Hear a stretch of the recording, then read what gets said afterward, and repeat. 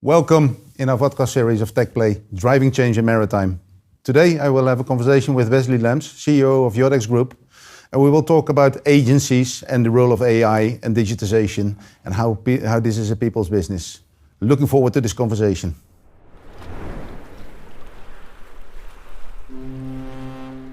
Wesley, welcome in the Vodcast series. Really looking forward to this conversation. We know already one another quite a long time. Currently COO of the Jordex Group. We go back even to the agency's time. Maybe it's good to introduce yourself to the audience, who you are and what you have been doing.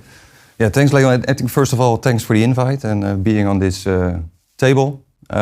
We know each other indeed already for a long time. I think we started a lot of digital adventures already with each other. I think I'm a real maritime addict. Started in Maritime in 2004. Wanted to work in the port actually, and started as boarding clerk. Want to have my feet on the ground. Would like to know the ships. I would like to know the business. And from that moment on, actually was hooked to the industry.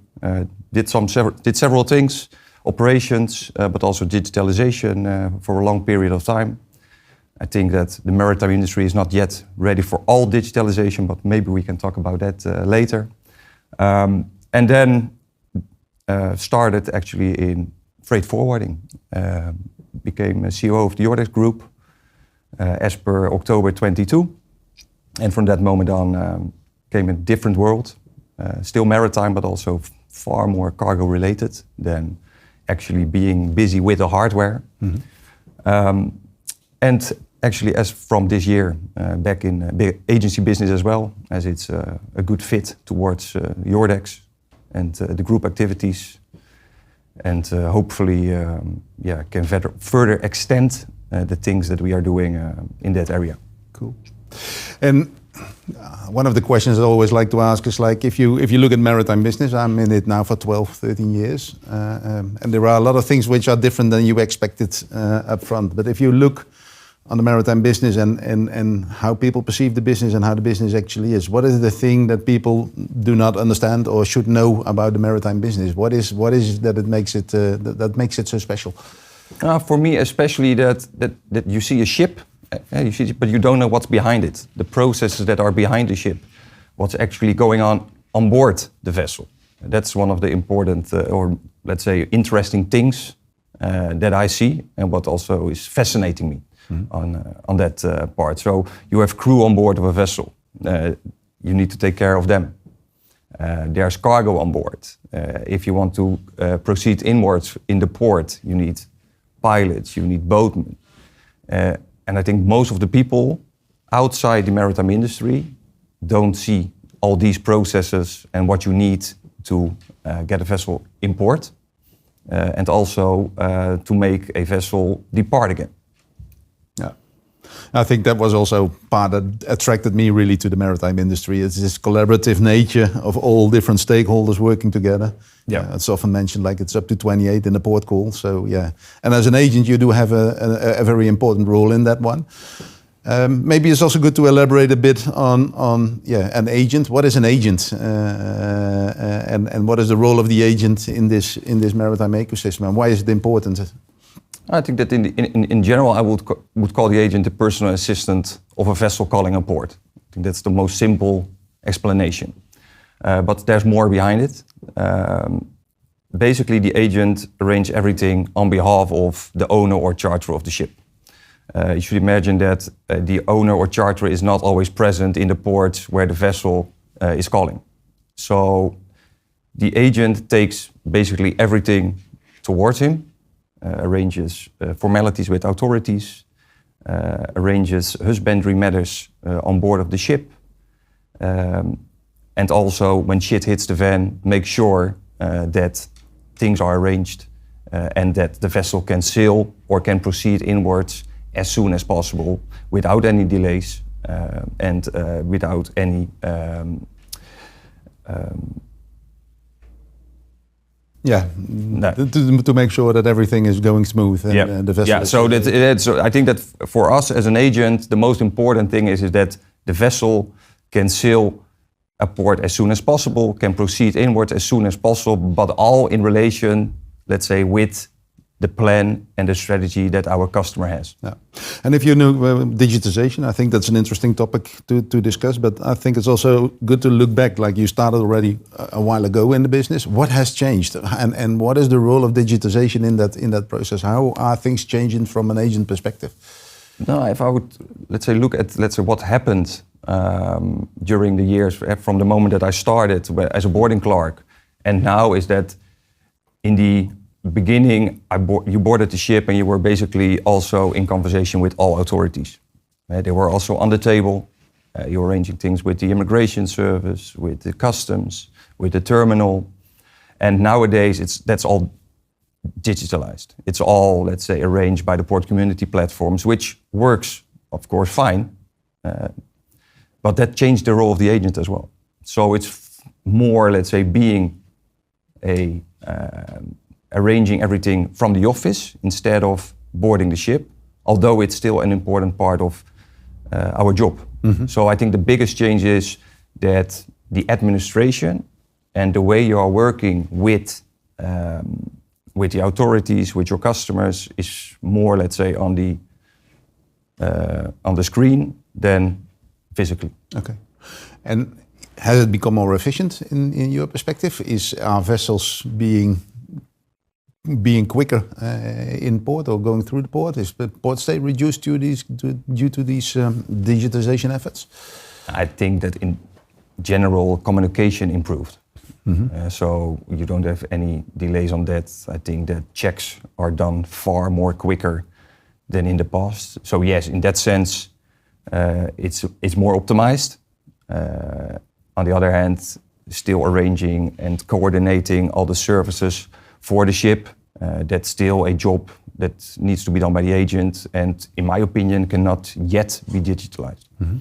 I think it might be an interesting jump to move on to the AI topic. Is it from agents to agents? Yeah. AI is changing things rapidly, I believe. Yet it's also like it's being hyped. I'm curious with the journey that you have been on, and you think about what AI can bring, and what is your expectation that will happen, and where do you see the biggest impact? I think AI is still the buzzword. So if it's AI, basically everybody thinks that it will solve everything. In my opinion, when I look at the, let's say, duties of an agent, it can help us by making the correct planning. It can help us by, let's say, having different scenarios in what to do with complex operations. So if we have multiple berths, for example, what's the most optimal rotation according, let's say, the model? I think that would be, let's say, of use for us, but also will benefit our customers in having a optimal port call. So then you move towards the area of optimization based on models and making smarter decisions on the more mathematical side of the area. And if I look at an agent is also really a communications job. It's making a lot of phone calls, coordinating, orchestrating. It can be coming from systems. Is there a role in AI in that area? I think for sure that it will help us again in, let's say, getting the perfect port call, so to say, for our customers based on their plans. Because I think that if we look at, let's say, the perfect port call, you could say, okay, I want to have the shortest period of time for my port call. But in the end, that might not be the most efficient way. If you look at cargo loading, if you look at the plans or the commercial plans of our customers. And for me, AI would facilitate, let's say, the perfect port call to become towards the perfect port call instead of, let's say, take over the complete process that we as an agent handle. Mm-hmm. It's interesting, but that is the perspective of the cargo owner, vessel owner that you take. But if you look at the port call, it's also like many stakeholders. The terminal has a different plan, and that might not necessarily be aligned with the plan of the cargo owner or the tugs in that part. Yeah. Is there? How do you look at that part? Do you see a role for AI in that orchestration or coordination as well, or? For me, now, being at this table, I think it's still a bit too early to say what AI can do for that. I think that you are right that the complexity of all the, let's say,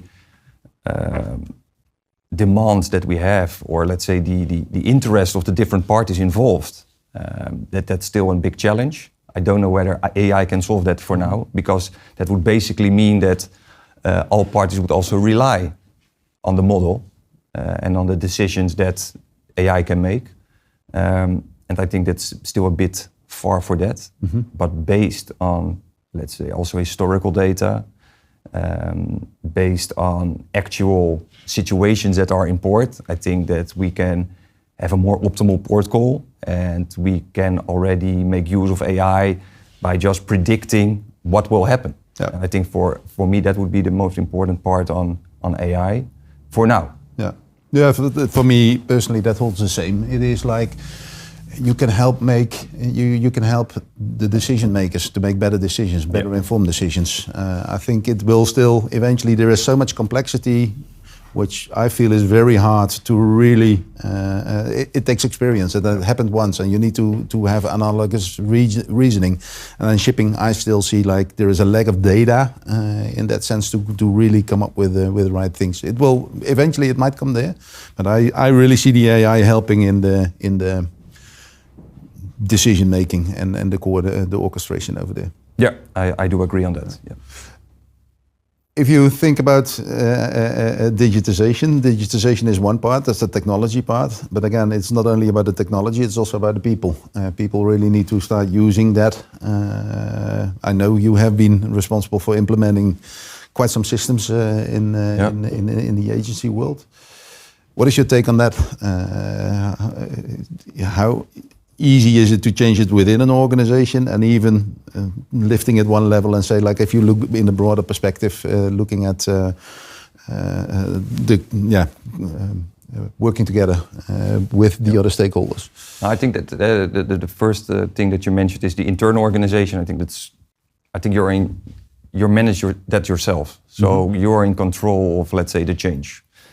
So I think that's the easiest part of, let's say, the change that we have or that we can do in this industry. I think it's all about the belief that you can change, the belief that you want to have the digitalization within your processes. I think that's easy to do, so to say. I think the second part is far more complex. And I think that's also more like that a lot of initiatives that we have are really big. Like, okay, well, we want to change the whole port. And for me, it's more like focus on smaller processes and take it from there. And I think that's lacking at the moment. So we are focusing, or we are heading to the moon, but let's just take it step by step. Because in my opinion, that's the real, let's say, that's the way forward. Because then you have smaller changes, you can prove that it works. And there are too many stakeholders involved, for me at least, at the moment, to change this complete process. Yeah, no, I'm fully with you on that one. I really believe in the self-organizational dimension if you talk about ecosystem change. I agree. I think in an organization it might be easy, yet I've seen also many examples where operators, and there are only a few operators, and they do have a very strong role, and you can want to change it as management, but still that's also quite a challenge. But especially in this ecosystem change, that is a standardization. Is that taking place? Is that driving change from your perspective? I think I have a quite strong opinion on standardization. I think that basically we want to have global standards, but in my opinion, we also should prove that standards on a local level are working and take it from there. So in my opinion, we should start from an operational perspective instead of having a standard perspective and set a standard globally, and then start having projects on that. So first start with a process, make sure that you can standardize it from a local perspective and take it from there. Because for me, the standardization is actually delaying the optimizations that we can make in processes on the short term. Yeah. I think this is also an angle where AI will step in. You can start defining all kinds of standards, but with the AI and the ability and the power that AI has to really understand what is happening, it might actually be able to detect already the information that is required. Yet there is still some standardization required on that one. How does that play for? And I think this is also interesting in the global local dimension. Yep. If you are a trader, if you are a big commodity trader, say for instance, you need to get things done globally. And if you want to have systems or efficiency, you want to have that in one system. What is your take on that one? Maybe in the Jordex Group, you have to deal with that. You also have the global scope, or more of the global scope. I find it a hard question. For sure, there need to be a standardization, right? That should be there. But again, for me, it's more like start smaller, prove that it works locally, and also see what works locally and take the best practices out of the industry. For sure, a commodity trader or a shipping company that's calling ports globally, they should have some standards. But again, we are focusing on the local part. So we are focusing on cargoes as Jordex locally for our customers. Of course, we take it everywhere in the world. Mm-hmm. But again, let's start locally and take the best practices out of it. And that would be the most important part for me, instead of having this more high over standardization. Your value proposition is in locality, not in globalness in that sense. No. Yeah. And we believe that especially local knowledge, local feet on the ground will bring the benefit also towards our customers, for example. Yeah. You also have been looking at a lot of technologies. We touched upon AI. Do you have any expectations on this is something to watch, or this will be a pathway or a trend that will be a next step in the industry? I think that still AI, I think that basically we have AI now. I think there are still already some technologies that are there that we can still use in the industry even. I think the bigger companies are already busy with that. Also simple things like RPA, for example. I think still we can benefit from that because there are not all integrations available yet at the moment. I think there's still a lot of legacy in the industry where we can still benefit from already proven technologies. If we look ahead, then for sure AI is the next best thing. I would not say, for example, blockchain or whatsoever. I think that the full focus should be on AI and in decision making, in analytics, and let's say give new value towards the processes, or show new value towards the processes, things that are hopefully undiscovered yet. Yeah. Maybe another interesting topic to touch upon, like maybe change legislation. We were talking about a local port authority. Authorities, they do have local legislation. European Commission is also bringing in quite some new legislation in that sense. What is the impact of these type of legislations within the business that you're currently running? No, I think that these type of legislations will be adopted locally by the port community systems that we already use, for example. So for me, the European legislations are more, let's say, in the background, having or driving new standards on a customs level, for example, on a port call level.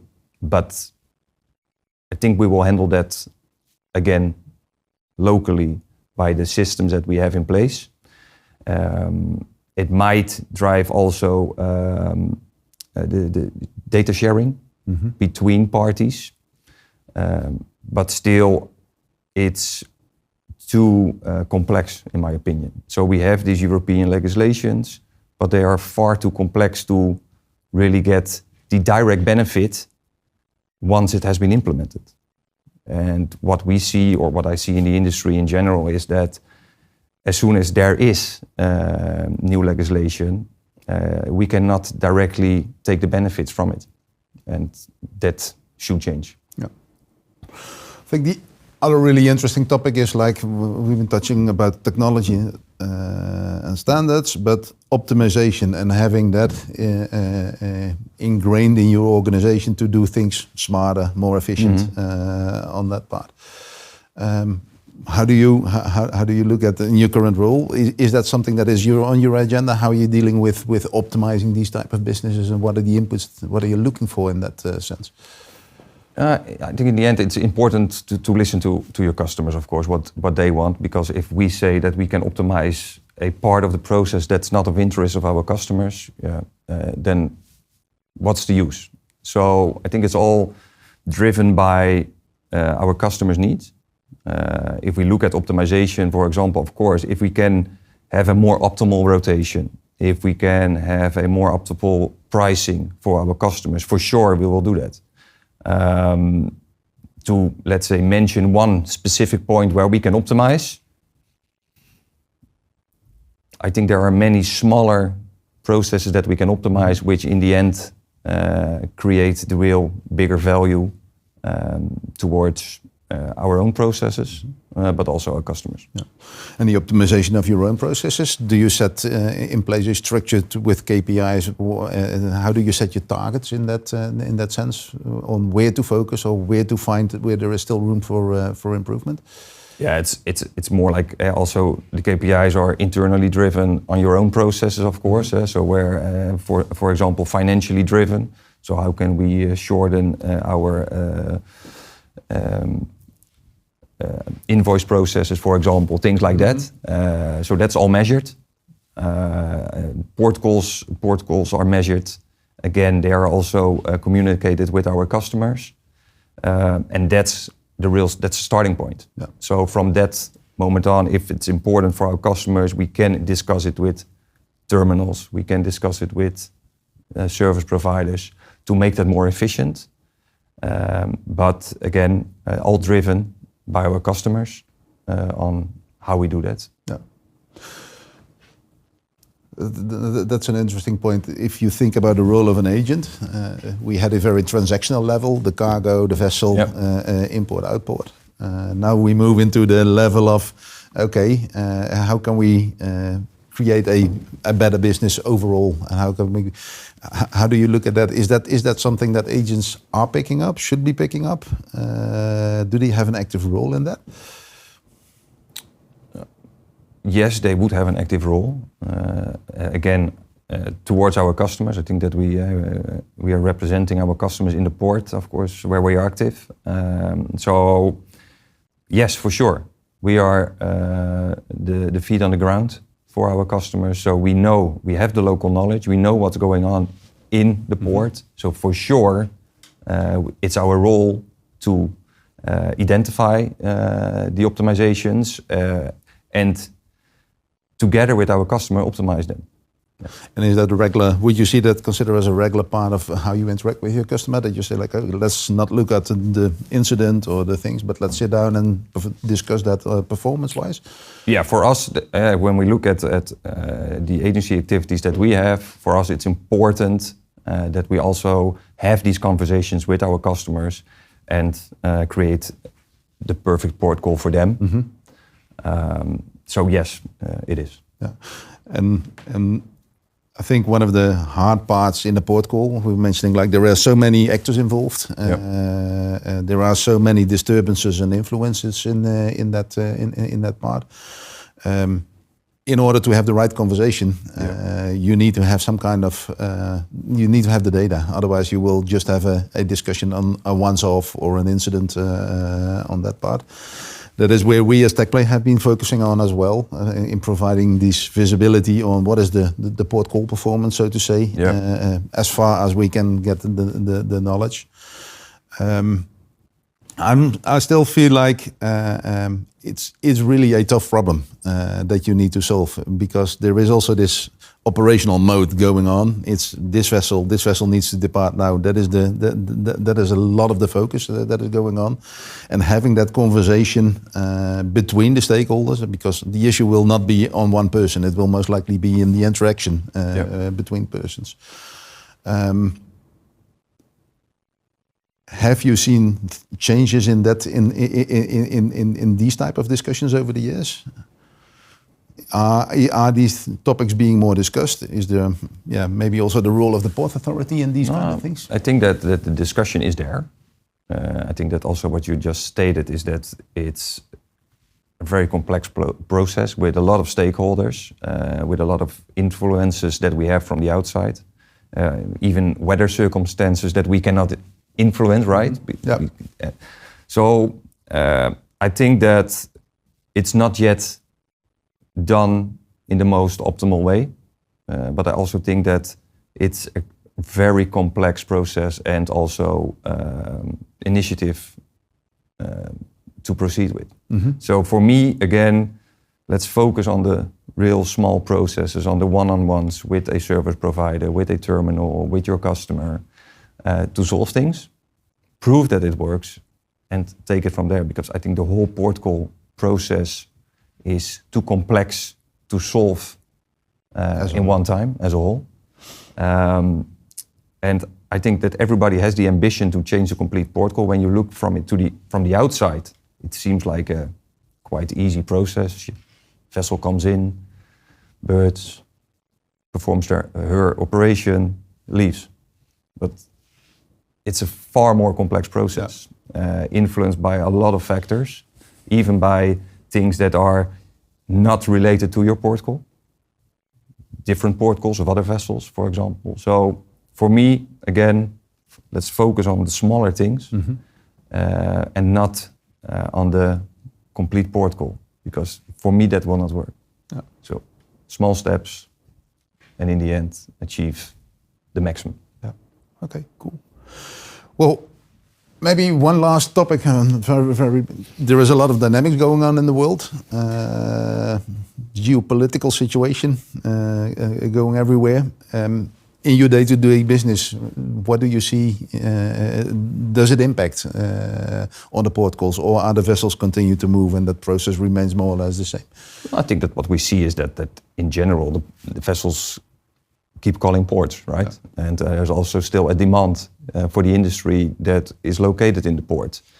What we do see is that you see cargo flows changing, and I think that's the most or the biggest change that we see. And of course, that's all driven by the geopolitical situation that we have. But there's a change, and I think also that the industry is quite fast adapting towards new flows, and also based on the situation which is there. I think the maritime industry kind of has been. This is the bread and butter of the maritime industry. It's change. It is cargo flows are changing continuously. World trade, supply and demand. So the dynamics are in there. Okay. Yeah. Well, thank you very much for the conversation, Wesley. I really enjoyed it. Hope the audience did as well. And thank you. Thank you, Leon.